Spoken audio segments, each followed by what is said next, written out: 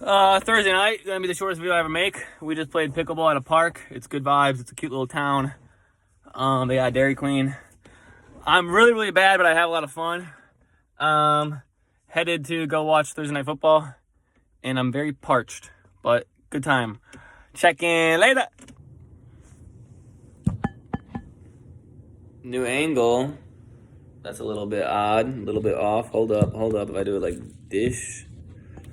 All right, it's Thursday night. Anytime I make a short video, I feel like I make a really long one afterwards, but we played pickleball. We went then to my friend's new apartment, super nice, jealous of it. Watched Thursday Night Football, boring ass fucking game, and played Magic the Gathering, got 2 dubs. Now we're home. And I just wanted to reflect, like, I was just on the podcast, and I posted it to my story as like a formality to be cordial to try to get my homie who runs the podcast, Matt, more clicks. But I really didn't expect like anyone to actually listen to it. Like I was like, maybe some of my close friends will click on it, start listening, and then give up, or people will just click on it, just like the story. But I was like, it's an hour and a half long podcast. Like, no offense, I don't know if some person of my Insta people that I follow, like there's not many that if they posted them on a podcast would I actually listen to. Maybe that says more about me than them, but it was actually so sweet. I had like a few people have listened to it, and they've actually reached out to me, and it's been like the sweetest thing ever. Like I've already been really nervous about coming down from a high. Like I said, I had the marathon goal. That ended, and I feel like this podcast was the last kind of taste of a high and closing the book. And I think it will be in another day or two.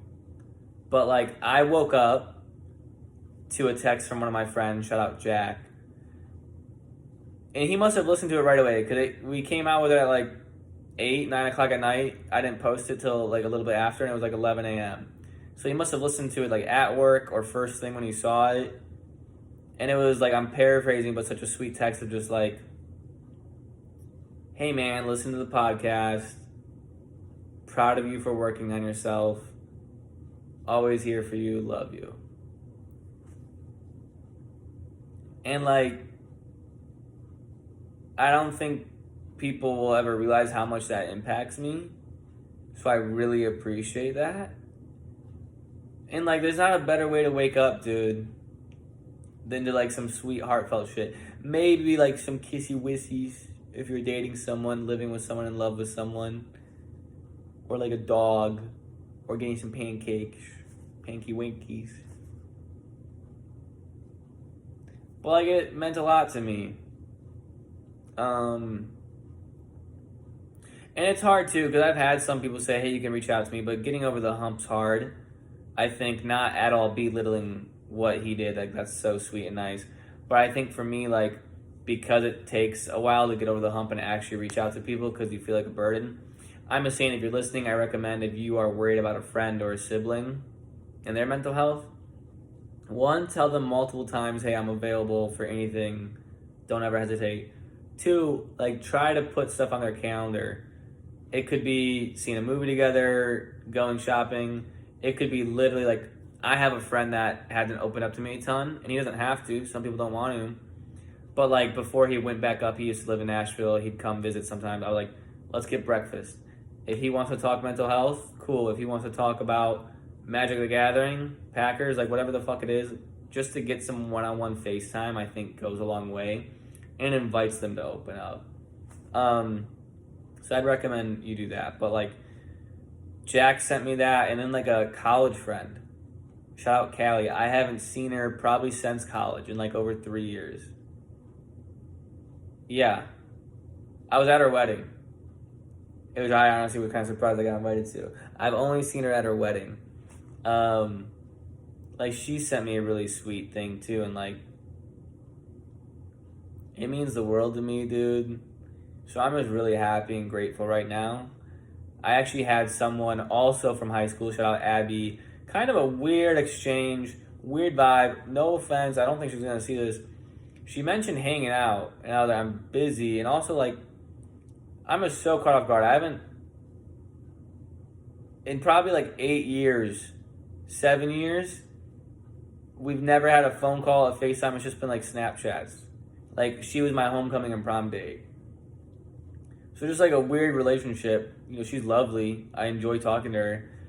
But she was like, we should hang out. And I was like, and she sent me a snap of her listening to the podcast or having it on a TV.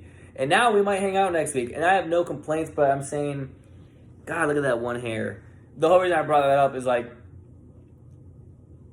in the least weird way, my gut instinct is no, I don't want to. Not because I don't fuck with her, just like it's new, scary.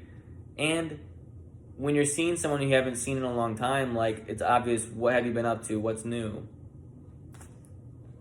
In the last 6 months, like, outside of the marathon and the podcast, those have been good, positive things. I'm not taking that away from myself. But it's been quitting my job, being unemployed, living with my parents, going through a breakup. Like, it's not fun shit to talk about, and I'm embarrassed. So I'm just trying to balance that. I'm a little nervous, but I've been enjoying, there's been things where I'm nervous or like beforehand, I'm like, I don't know if I want to do this, but they've turned out. So I want to try to keep that going. If we hang out next week, we do. I like keeping in touch with people. But I think like those messages and stuff are helping me be more brave and more confident of like, yeah, it might be a little weird and uncomfortable, and I might not have a lot of positive things to say about what I've been up to, but that's okay. That's okay. You don't always have to be great or good. So yeah, I just want to reflect a little bit on my first thoughts on the podcast thing. I think I already have it in last video's description. I'll put it in this one again, because why the fuck not? But yeah, I'm just super thankful. And it kind of has helped motivate me a bit, knowing that I have those two people rooting for me, Callie and Jack, and how sweet and nice they were and supportive they were. Because, you know, I am scared. I'm coming down from a high, and I don't want that to happen. I don't want to get back into depressive habits, and I don't want to go back down. I want to keep trending up, and I'm scared that I won't. So it was motivating to try to do more stuff, and yeah. So that's really it. It's just a shout out to Jack and to Callie, and a soft shout out to Abby. And tell people nice things, dude. Even if it's really weird. Like, I hit up my third and fourth grade best friend the other day, because I remembered it was still his birthday. And I Instagrammed him saying, he had a story, and I just replied to the story, happy birthday, like, you got a good vibe or a good character, like, don't lose that, like, you're the man. And he was like, thanks, man, that means a lot. And like, I think simple things like that, we should be nice to each other. You should compliment people more, tell people you love them more, hug people more. So yeah, I guess that's it. I'm really happy, emotional, and it's been a good day. And yeah, listen to the podcast if you haven't. And shout out once again, Jack and Callie. And that's it. I hope this isn't too... Am I man-spreading? Probably. But yeah. Love y'all. Oh, I missed.